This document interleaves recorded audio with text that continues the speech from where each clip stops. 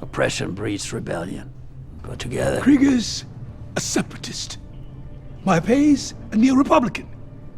The Gorman Front, the Partisan Alliance, sectorists, human cultists, galaxy petitionists. They're lost. All of them lost.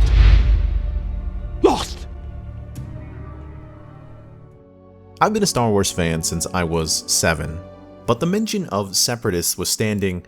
I had no idea who Saw Gerrera was referring to when I first saw this scene at the end of episode 8 of Andor.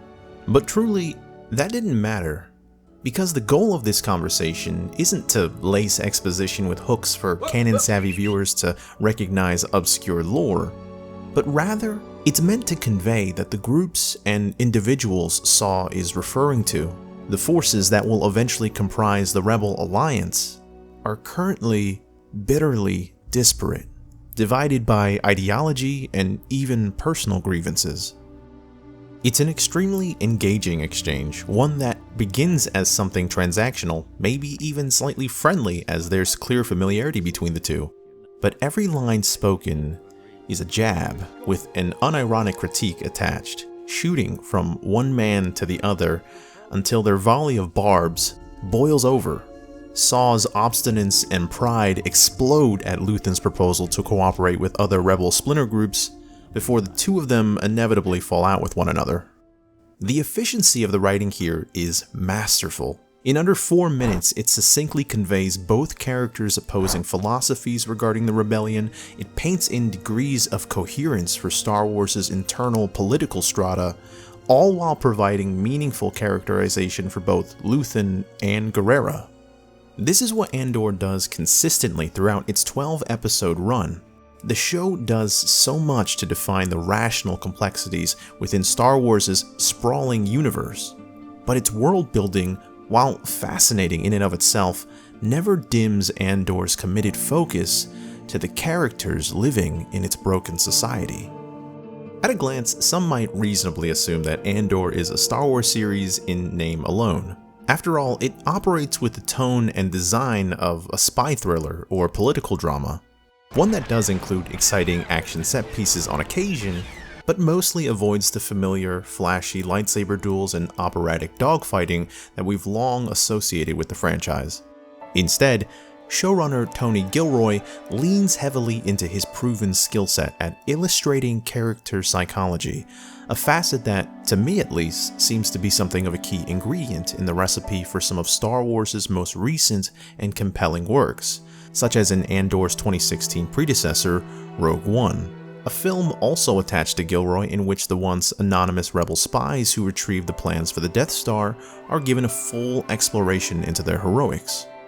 Andor similarly chooses to explore the stories of the unseen and most unassuming characters in the galaxy far, far away. You'll find no Jedi or Sith here, no space cowboys or brooding bounty hunters. In complete contrast to a consistent critique of the sequel trilogy, specifically their overdependence on member berries and fan service, outside of its titular protag, in some minor exceptions, the main cast of Andor is comprised almost entirely of fresh faces, coming from all walks of life, and were given detailed windows into their respective day-to-days. From wealthy politicians living in the shimmering towers amidst the clouds of Coruscant, to the poor and desperate, people doing their best just to survive on the austere planets amidst the Outer Rim and free trade sectors. Overbearing parents lecture their sons in the fluorescent kitchenettes of crowded apartment complexes while failing marriages play out in front of ungrateful children. It's a show full of ordinary people, and its ethos is in the exploration of how those people either become revolutionaries or fall into service of the Empire, willingly or otherwise. Which is why Cassian is the perfect frontman for this show.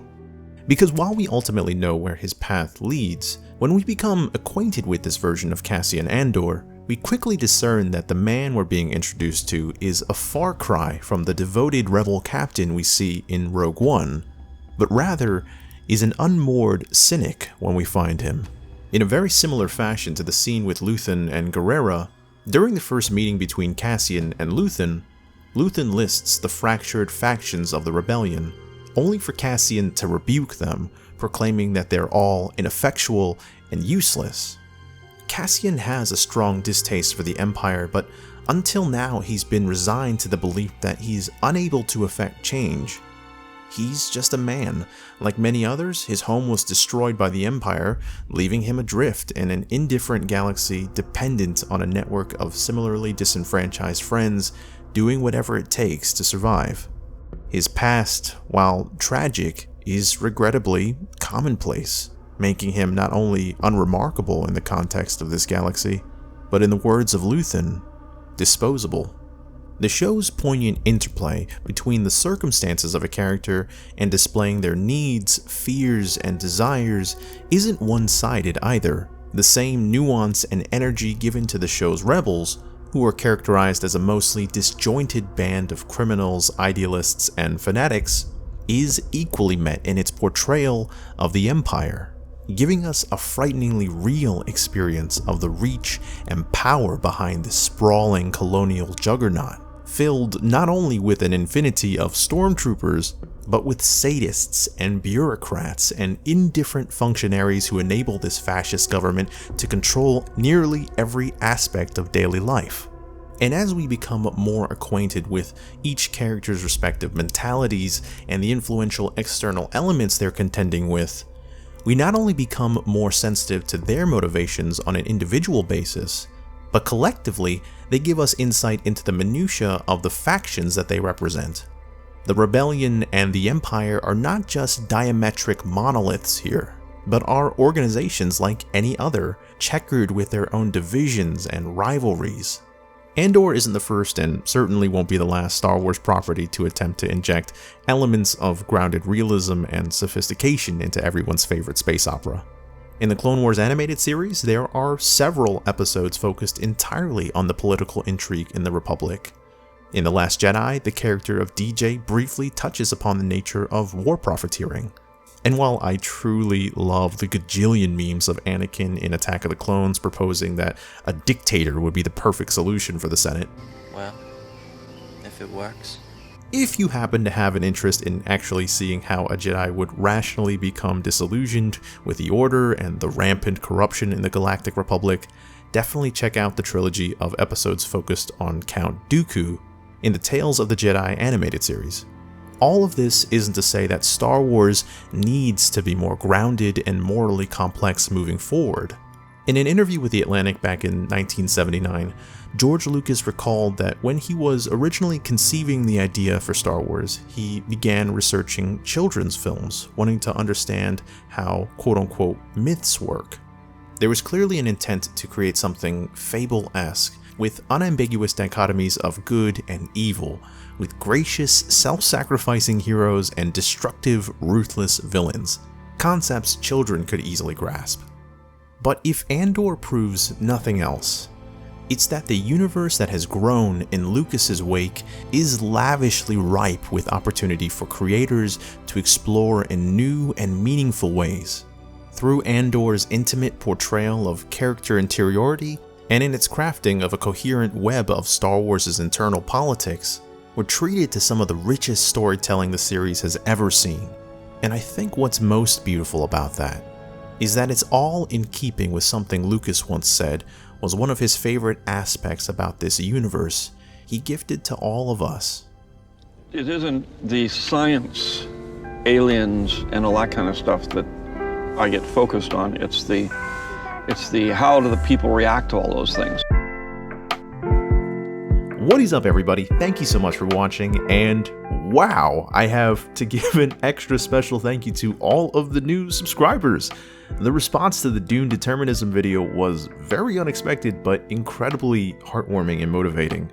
But this video you've just finished is a great example of what I want to continue to do on this channel primarily, which is take aspects of art and culture and science and philosophy and explore them, to go in depth and to find new and engaging ways to put those ideas out there, which is why all of your support means so much to me. So thank you again, and as always, don't forget to have a good day, have a good life, and I'll see you all on the next one.